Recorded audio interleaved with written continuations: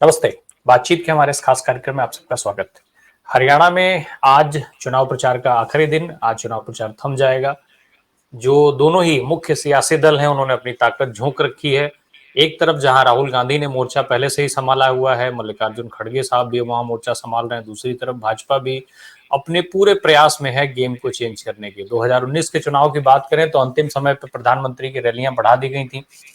हालांकि इस बार कई सारी चीजें बहुत अलग दिख रही हैं, और वो जो चीजें अलग दिख रही हैं, उन अलग चीजों के बारे में, उनके मायने और उनके असर को आज समझेंगे हम लोग हेमंत अत्री सर से। आप लोग देख रहे हैं हेमंत सर हमारे साथ मौजूद हैं। सर, बहुत स्वागत है। सर, दो चीजें, एक तो राहुल गांधी की विजय संकल्प यात्रा। साल 2019 में भी एक विजय संकल्प यात्रा हुई थी जब हरियाणा का चुनाव होना था।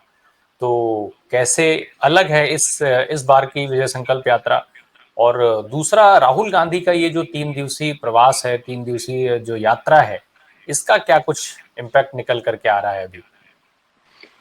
देखिए राय साहब, इस बार जो चुनाव है हरियाणा के अंदर वो बहुत अलग किस्म का चुनाव है। और ऐसा चुनाव हरियाणा में अक्सर जब कोई सत्ता लंबे समय तक चलती है, ऐसा चुनाव तब देखने में आता है। यहाँ इस बार हरियाणा के चुनाव का अगर आप एक एजेंडा समझेंगे ब्रॉडली, जो भारतीय जनता पार्टी ने समय से पहले समझ लिया, और इस मामले में उनकी दाद देनी पड़ेगी कि मोदी जी ने भी बहुत जोर नहीं लगाया। पिछली बार 7 रैलियां की थी, आपको याद होगा। इस बार 4 रैलियों पे सीमित हो गए और कोई खास रिस्पॉन्स उनको मिला नहीं उस तरीके से। इस बार हरियाणा में जो चुनाव अपेरेंटली दिख रहा है, आप जब पूरे हरियाणा में घूमेंगे तो एक ही है कि इस बार भारतीय जनता पार्टी के शासन से निजात पानी है।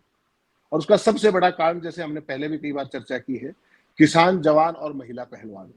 वो सारा जो एक नैरेटिव बना, उसको भारतीय जनता पार्टी काउंटर नहीं कर पाई। एक दूसरा जो आपने जिक्र किया राहुल गांधी की यात्रा का, इस बार हरियाणा के अंदर अगर किसी नेता का क्रेज है उस रूप में, जो पिछली बार 19 में जो राहुल गांधी को तब एक लाइबिलिटी माना जाता था, आज वो कांग्रेस पार्टी के लिए एटलीस्ट हरियाणा के अंदर भी बहुत बड़े एसेट के रूप में सामने आ रहे हैं।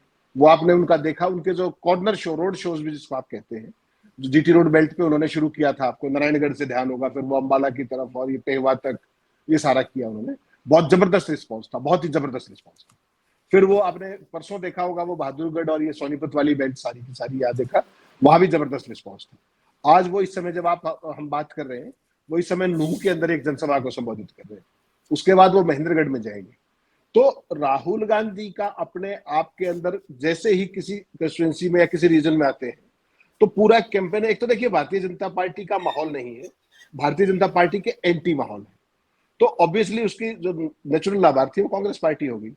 प्लस राहुल गांधी के जो इश्यूज, हर इशू को उन्होंने उठाया, नशे को लेकर के उठाया, बेरोजगारी को उठाया, अडानी अंबानी का इशू उठाया, तमाम जितने भी इशू जो हरियाणा में प्रिवेलेंट है, महिला पहलवानों का इशू उठाया, किसानों का इशू हर उसमें उठाते हैं, नौजवानों का इशू, अग्निवीर का इशू, कोई ऐसा इशू नहीं है जो उनके भाषण का हिस्सा ना हो, और लोगों से इंस्टेंट कनेक्ट कर रहे हैं। तो राहुल जहां भी जा रहे हैं, वो कांग्रेस पार्टी का जो माहौल है उसको मल्टीप्लायर, फोर्स मल्टीप्लायर जिसको आप कहते हैं अंग्रेजी में, एक वो उस रोल के अंदर है। और भारतीय जनता पार्टी की जो कंप्लीट अप्रोच आप देख रहे हैं, वो एक डिफिटिस्ट अप्रोच है। 10 साल का जब आप शासन करते हैं राय साहब, तो सबसे पहले आपको अपनी अचीवमेंट बतानी होती है, उसके बाद आपको अपना फ्यूचर का विजन बताना होता है और रोड मैप बताना होता है। भारतीय जनता पार्टी के किसी भी कैंपेन के अंदर आपको कांग्रेस पार्टी के खिलाफ गाली गलौज, फजूल के आरोप, नेगेटिविटी और सारे कायदे कानूनों की वायलेशन। आप कहेंगे वायलेशन कैसे?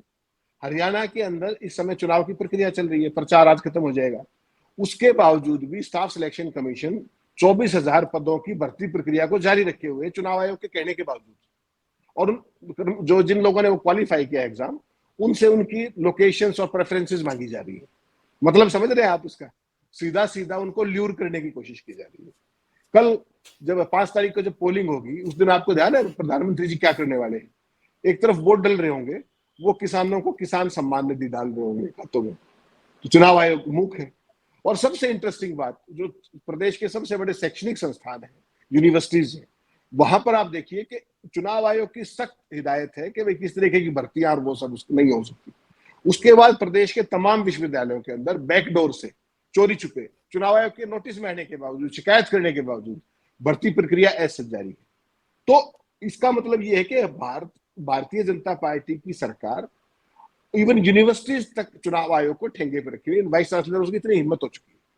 तो हिम्मत कहां से मिली उनको? मेरे से आपको तो मिली नहीं। उनको वो हिम्मत मिलती है सरकार से, जो सरकार करेगी कोई नहीं हम देख लेंगे। और चुनाव आयोग की चुप्पी, ये उस पे वो है। आपने देखा भारतीय जनता पार्टी इस हालत में आ गई कि आखिरी के 3 दिनों में मोदी और शाह तो दिख नहीं रहे हरियाणा के अंदर, जबकि लास्ट इंपैक्ट वो डालते थे। और राम रहीम को जेल से छोड़ा जा रहा है 11वीं बार, और उसमें 7वीं बार चुनाव के दौरान छोड़ा जा रहा है। आज अगर आप भारतीय जनता पार्टी कोई भी अखबार उठाइए आप हरियाणा का, उसके फ्रंट पेज पे भूपेंद्र सिंह हुड्डा का फोटो लगा करके प्रतीकात्मक और कांग्रेस के शासनकाल की तमाम झूठी सच्ची खबरें लगाई गई। मैं ये कहता हूं कि अगर उस समय की तमाम बेकायदियां जिनको आप क्लेम कर रहे हो, तो स्टेट में भी आपकी सरकार थी और सेंटर में भी आपकी सरकार थी। आपने क्या किया उस पर? आपने तो कुछ नहीं किया उस पर।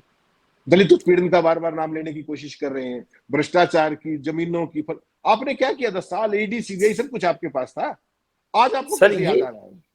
सर ये जो पॉलिटिक्स जो अभी आप बता रहे हैं, ये किस तरीके की सियासत है? आखिर चुनाव के समय जो बातें होनी चाहिए थी वो सारी बातें कहां चली गई? एक चीज और, जो तमाम मुद्दे आप किनारे हैं उसके साथ में एक और चीज आपसे समझना चाहता हूं, सैलजा को लेकर के भारतीय जनता पार्टी ने सारी चीजों को किनारे करके सबसे ज्यादा अगर किसी पे फोकस किया है तो सैलजा पे किया है। इवन वो अपने मुख्यमंत्री पे बात नहीं कर सकते। खट्टर साहब जो है वो पूरे चुनाव के अभियान से गायब हैं। नायब सिंह सैनी को जगह नहीं मिल रही है। प्रधानमंत्री हरियाणा में जा नहीं रहे हैं, और जो भी जनसभाएं रैलियां हो रही हैं वो सारी केंद्रित हो जा रही हैं सैलजा पे। तो क्या सैलजा का नाम कहीं ऐसा तो नहीं कि भारतीय जनता पार्टी के लिए आत्मघाती होने जा रहा है? फिटिस्ट अप्रोच कहते हैं राय साहब इसको हारी हुई बाजी को और फर्दर हारने की दिशा में कदम बढ़ाना कहते हैं। इतनी लंबी सत्ता के बाद भी अगर आपके पास कुछ दिखाने को कुछ नहीं है, बनाने को कुछ नहीं है, और आपको दलित वर्सेस बनाम की जो राजनीति करते हैं, दलित बनाम कौन, उस फेर में आप इतने अंधे हो गए हैं कि आपको ये भी पता नहीं है कि आप किसको क्या बोल रहे हो। शैलजा ने कितना माकूल जवाब दिया था मनोहर लाल खट्टर को, याद है आपको? उन्होंने कहा कि साहब जो लोग मुझे भारतीय जनता पार्टी में आने का निमंत्रण दे रहे हैं वो मुझसे राजनीति में बहुत जूनियर है। और कितने जूनियर है ध्यान है आपको राय साहब? सिर्फ 23 साल जूनियर है। शैलजा 1991 में एमपी बन गई थी, मंत्री बन गई थी, और मनोहर लाल जी 2014 तक पार्षद भी नहीं बने थे, पंच भी नहीं बने थे। तो वो एक तो कृपा वाले लोग हैं सर। ये सारे के सारे पर्ची में निकले हुए लोग हैं। कृपा पात्र है अपने वो नरेंद्र मोदी के गुजरात मॉडल के जो स्टेट्स को अपने चेलों के जरिए और रिमोट के जरिए संचालित करने का जो मोदी जी का गेम है, वो हरियाणा से ही शुरू हुआ था, याद होगा आपको 2014 में। उसके पहले लाभार्थी जो थे वो मनोहर लाल खट्टर थे। 2014 में मई में प्रधानमंत्री बने, पहला चुनाव हुआ हरियाणा में, रामविलास के नाम पे चुनाव हुआ, मनोहर लाल खट्टर बन गए। आपने देखा महाराष्ट्र के अंदर तब क्या हुआ था? Devendra Fadnavis came from nowhere, उसी पर्ची में निकले, और वहां से फिर वो सिलसिला शुरू होता हुआ आज भजनलाल शर्मा, मोहन राव और पता नहीं कहां तक वो पूरे देश में फैल चुका है। अब जो आपने बात कही कि ये अप्रोच क्यों है, इसका साधारण क्या है राय साहब, कि जब आपके पल्ले कुछ ना बचे, वो जो एक कहावत है ना हिंदी में कि पल्ले नहीं दाने अम्मा चली बुनाने, आज भारतीय जनता पार्टी की हालत ये है।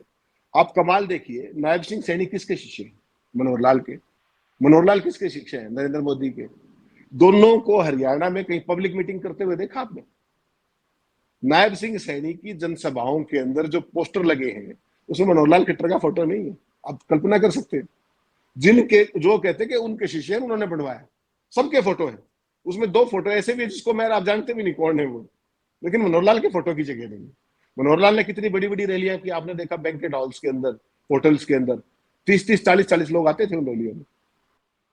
तो तत्कालीन 9.5 साल के मुख्यमंत्री, सर, और उसमें भी सर एक आध वीडियोस ऐसे आए जिसमें अपने ही कार्यकर्ताओं के उठाए सवालों को लेकर के मनोहर लाल खट्टर ने उन कार्यकर्ताओं को उस हॉल से बाहर फेंकवाने का काम किया।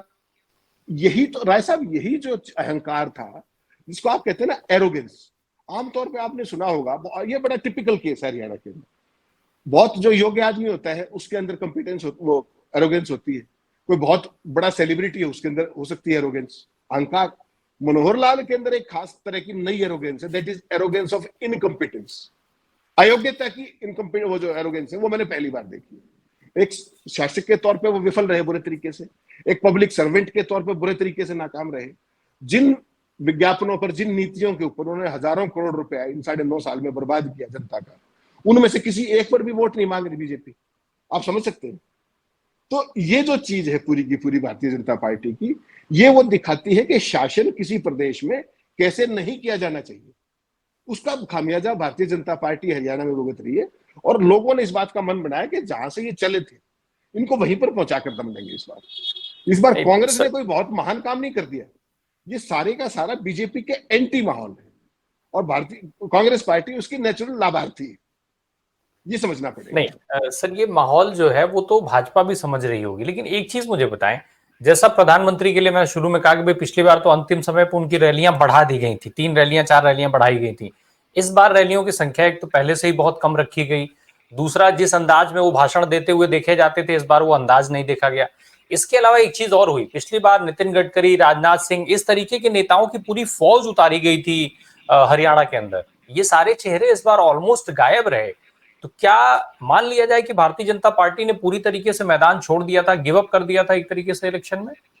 नहीं, ऐसी बात नहीं है कि 4 रैलियां प्रधानमंत्री ने की, अमित शाह भी कई जगह आए, राजनाथ भी एक आध जगह आए, गडकरी भी शायद फरीदाबाद की साइड में गए थे।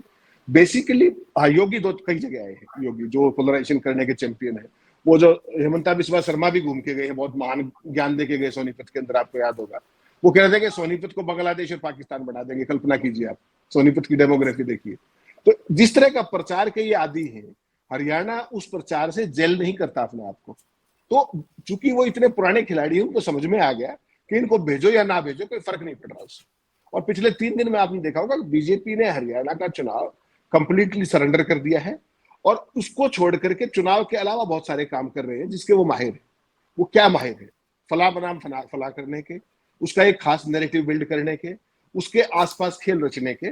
और इंटरेस्टिंग बात आपको बताता हूँ राय साहब, भारतीय जनता पार्टी के ऑफिशियल कैंडिडेट कांग्रेस हरियाणा में 90 सीटें हैं, 89 पे। तो सिरसा का आपको याद है, वो हटा लिया था कैंडिडेट, अपना विड्रॉ करवा लिया। अगर आप अनऑफिशियल कैंडिडेट देखें बीजेपी के, जो बीजेपी प्रायोजित है, जिनको बीजेपी फाइनेंस कर रही है, ऐसे प्रत्याशी हरियाणा में 30 से 31 हैं। यानी कि बीजेपी 120 लोगों को चुनाव लड़वा रही है, और वो लोग उन्हीं की पार्टी के खिलाफ चुनाव लड़ रहे हैं।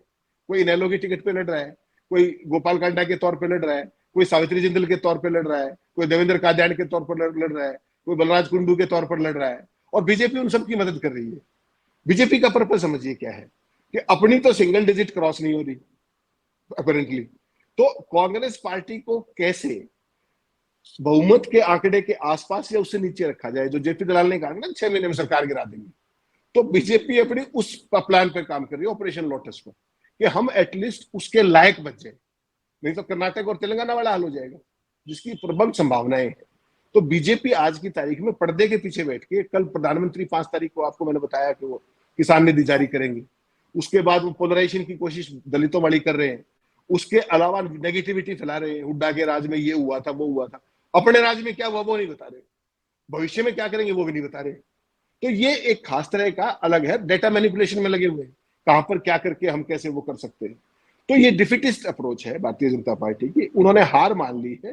तो अब वो येन केन प्रकरण और वो जो साम दाम दंड भेद के जरिए इस चुनाव में रेलेवेंट बने रहना चाहती है, ताकि कल को वो कोई ऐसा बड़ा खेल कर सके, हरियाणा में कांग्रेस की फूट का लाभ उठा सके, या सत्ता में किस तरीके से उसको हथिया सके। उस सिलसिले में काम चल रहा है। प्रचार का इन्होंने देख लिया, सबकी जो हालत हुई है, प्रधानमंत्री मोदी की जनसभा में मिनिमम 5,000 आदमी कुरुक्षेत्र में थे और मैक्सिमम 20,000 आदमी पलवल में थे। जबकि राहुल गांधी की यात्रा देखी आपने, जिसका जिक्र किया, प्रियंका गांधी की यात्रा देखी, उतनी भीड़ वो एक एक कंस्टिट्यूंसी में थी। तो ये समझ में आ रहा है कि ग्रास रूट पर माहौल क्या है, और भारतीय जनता पार्टी ने चुनाव को गिव अप कर दिया है, सरेंडर कर दिया है। सर, चुनाव में हम लोग अभी कुछ और चीजों पे बात करें उससे पहले जरा आज के एक ताजा मामले में बता दीजिए। चुनाव प्रचार खत्म होने के ठीक पहले शैलजा और सोनिया गांधी जी की मुलाकात बहुत चर्चा हो रही है, क्या कुछ निकल करके आ रहा है सर? नहीं, उसमें देखिए कुछ इन नेताओं की आपस में मुलाकात होती रहती है। जो शैलजा के कोटे की टिकट थी, जहां जहां उनको बुलाया गया था प्रचार के लिए, वहां उन्होंने प्रचार कर लिया था। आज प्रचार वैसे भी चंद घंटों में खत्म होने वाला है, तो वो दिल्ली गई होंगी, अपॉइंटमेंट पेंडिंग होगी। तो सोनिया गांधी की यहाँ तो ये तो है नहीं कि आपने आज अपॉइंटमेंट मांगी शाम को मिल गई, ये अपॉइंटमेंट हफ्ता पहले मांगी गई होगी, वो आज अपॉइंटमेंट मेटेरियलाइज हो गई। उसमें नथिंग ग्रेट अबाउट इट। अब तो जो भी होगा ना राय साहब, आज मुलाकात कर लो, आप कल कर लो, परसों, कोई मतलब नहीं है। अब खेल है 8 तारीख को परिणाम आने का। हाईकमान का जो रोल आएगा दिस वे और दैट वे, वो तो 8 तारीख के बाद परिणामों के फाइनल फिगर्स के बाद आएगा। तो उससे पहले बिटवीन दी लाइंस पढ़ने की बहुत ज्यादा जरूरत नहीं। कोई पहली बार सोनिया से शैलजा नहीं मिली, या आखिरी बार भी नहीं मिली, हुड्डा साहब भी रेगुलर मिलते रहे, अभी कुछ दिन पहले मिले थे। तो इसमें कोई बहुत बड़ी चीज, जो जिनको समझ नहीं है चीजों की, जो कांग्रेस पार्टी की फंक्शनिंग को, वो इस तरह की बात करते हैं जो मीडिया में आप सुन रहे हैं, गोदी मीडिया में, क्योंकि वो अल्टीमेटली उस डिजाइन का हिस्सा है, हुड्डा बनाम शैलजा। जाट बनाम जो दलित, वो उस नैरेटिव का हिस्सा है। मुझे उसका कोई फर्क नहीं पड़ता। जैसा पहले अपने बात की थी हमने कि फॉर द टाइम बिंग, परिणाम आने तक, वोटिंग होने तक, there is a complete cease fire in Congress party between all factions. और लॉबिंग जो होती है वो फाइनल फिगर्स आने के बाद ही होती है। उससे पहले लॉबिंग का फायदा भी ना तो आपके पास आंकड़े ना कुछ और है। हाईकमान भी इस बात को समझता है। तो ये एक रूटीन की मुलाकात है दो नेताओं के बीच में, एक पार्टी के, वो अपॉइंटमेंट मांगी होगी हफ्ता पहले, वो आज मेटिलाइज होगी। इससे ज्यादा कुछ नहीं, इससे कम भी कुछ नहीं। बिल्कुल। सर एक चीज और है, अब चुनाव प्रचार का अंतिम दिन है आज। बागियों को लेकर के भी जैसे शैलजा और हुड्डा की बात हो रही है, अभी 2 दिन पहले भी शैलजा ने एक इंटरव्यू में कह दिया कि उनकी आखिरी बार कब हुड्डा जी से बात हुई थी उनको वो सोच रही हैं अभी कि कब बात हुई थी, उनको याद नहीं है। बहरहाल, इसके अलावा बागियों की और कई सीटें हैं जिसको लेकर के कुछ कुछ चर्चाएं हो रही थी, चाहे वो अंबाला की बात कर लें, पुंडीर की बात कर लें, कैथल की बात हो, लाडवा की बात हो। ये सारे जो सीट हैं ये कितने अहम है, बागियों का रोल क्या दिख रहा है, कितने बड़े सिरदर्द बनते हुए दिखाई दे रहे हैं ये? देखिए राय साहब, हरियाणा के अंदर अगर आप ओवरऑल बात करेंगे, अगर ब्रॉड पिक्चर हम खींचे, तो क्योंकि बागियों उसमें की जो उसमें सब दोनों हैं, उसमें भाजपा कांग्रेस दोनों के पास बागियों की संख्या है। ऑब्वियसली ऑब्वियसली एक साइड में तो ताली बजती नहीं है, दोनों साइड में बजती है। वहां इंद्रजीत की बेटी खुद फंसी हुई है अकेली के अंदर। जो पूरे अहिरवाल का गेटवे है, जो बीजेपी 2 बार सत्ता में आई, वो तो अहिरवाल से आई थी, शुरुआत वहां से हुई थी। वहां के जो कर्णधार है वो कौन है बीजेपी के? राविंदर जी। उनकी बेटी अटेली में बुरे तरीके से फंसी हुई है, आरती। तो ये जो बागियों का खेल है, ये यूं नहीं कि किसी एक पार्टी तक सीमित है। बेसिकली क्या देखना पड़ेगा कि ओवरऑल जो प्रदेश में माहौल है राय साहब, वो भाजपा के खिलाफ है और कांग्रेस के पक्ष में है। ये एक ब्रॉड पिक्चर है। उसके अलावा जैसे आप बागियों की बात करेंगे, अगर हरियाणा में देखें तो आज की तारीख में अगर ब्रॉड पिक्चर एक 90 सीटें खींचेंगे आप, तो 90 सीटें हरियाणा। इनमें से अपेरेंटली 51 सीटों पर कांग्रेस आगे है, 51 पे क्लियर। बीजेपी की आप बात करेंगे तो 8 सीटों पर बीजेपी क्लियर है। उसके अलावा बीजेपी और कांग्रेस का जो मुकाबला है वो 16 सीटों पर है, डायरेक्ट आमने सामने। उसमें तिकोना मुकाबला अगर आप बात करेंगे बीजेपी, कांग्रेस और अदर्स की, उसमें 4 सीटों पर ऐसा मुकाबला कि त्रिकोणीय मुकाबले या बहुकोणीय मुकाबले, जिसमें बागी का रोल आ जाता है, उस तरह की सीटें। उसमें अदर्स और जो अदर्स पार्टियां हैं, इनेलो है, बीएसपी है, इंडिपेंडेंट्स है, अगर उनकी बात करेंगे तो ऐसे जो सीटें हैं वो हरियाणा में 6 हैं जिन पर वो आगे है क्लियर कट। उसमें आप कहें तो सडोरा की सीट है, इलाहाबाद की सीट है, रानिया की सीट है, पुंडरी का जिसको आपने जिक्र किया वो सीट है, इंडिपेंडेंट वहां पर है। इस तरीके से बहादुरगढ़ की सीट है, नरवाना की सीट है, वहां आईएनएलडी आगे। तो इस तरह की स्पेसिफिक पॉकेट्स के अंदर ये सारा प्रोसीजर है। 3 सीटों पर कांग्रेस और इनेलो का ही मुकाबला है। और अगर कांग्रेस और अदर्स की बात करें जिसमें बागी हैं, ऐसी भी 4 सीटें हैं। तो कुल मिलाकर this is mix of all.